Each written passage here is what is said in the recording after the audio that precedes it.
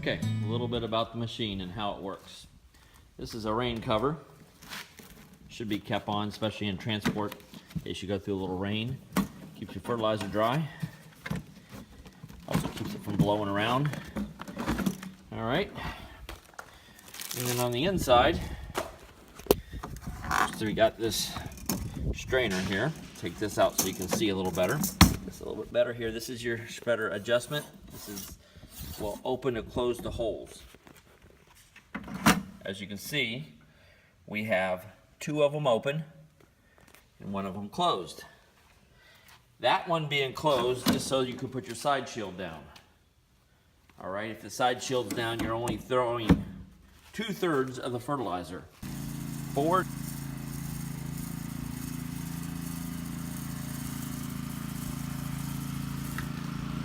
and to the left. To the right, if the shield's down, you want that hole closed. That hole on the left, this one, throws fertilizer that way. That's where your side shield is. The one there throws it to the left, and the one in the middle throws it to the front. So you close this third hole when you drop your side shield. Now I'm going to open it. And the way you do that is there's a tab right here. That tab, you push forward or you pull out. When the side shield goes down, you need to close the third hole.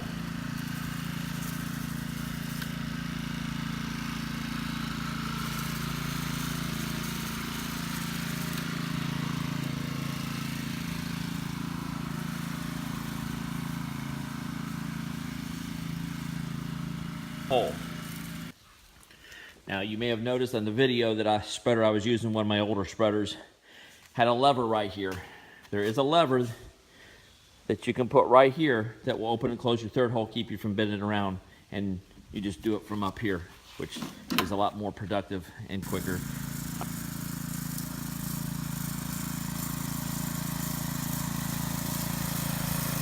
All right, next, the basics. You know it's a Honda motor. It's your choke. This is your fuel shutoff. If you're going to bounce it around in the back of a truck or something, it should be shut off in transport.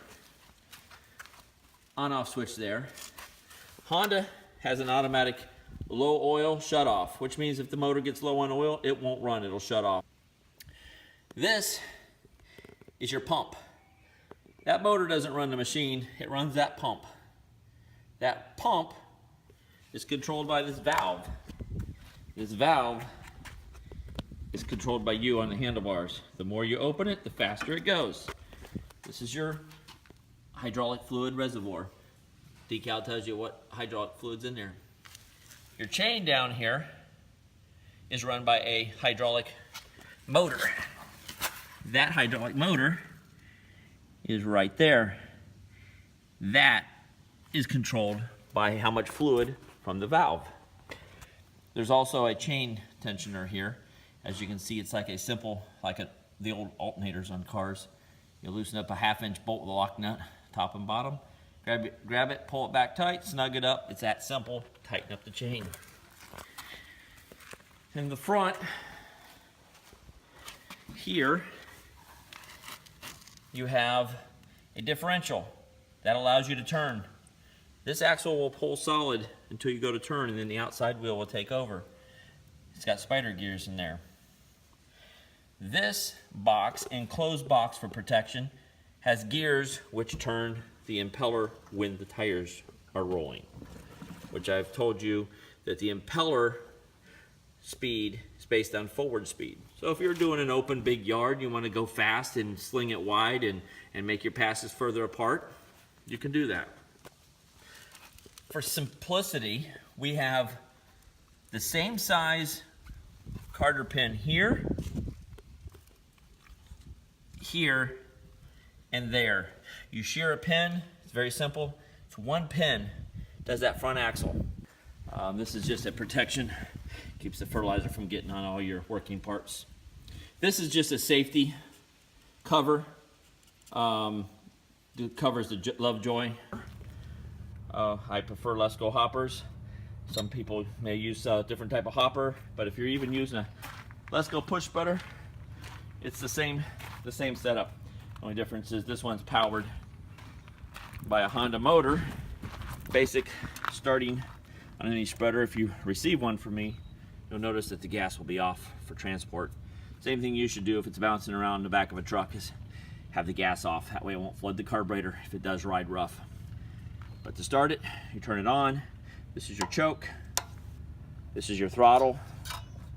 And this is your on-off switch. So to start it, you turn it on.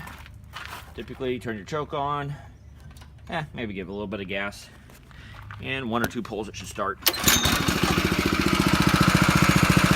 up. Turn that off. Now to run it, to use it, you can run it wide open. Here's the throttle. As you move that forward slowly, slow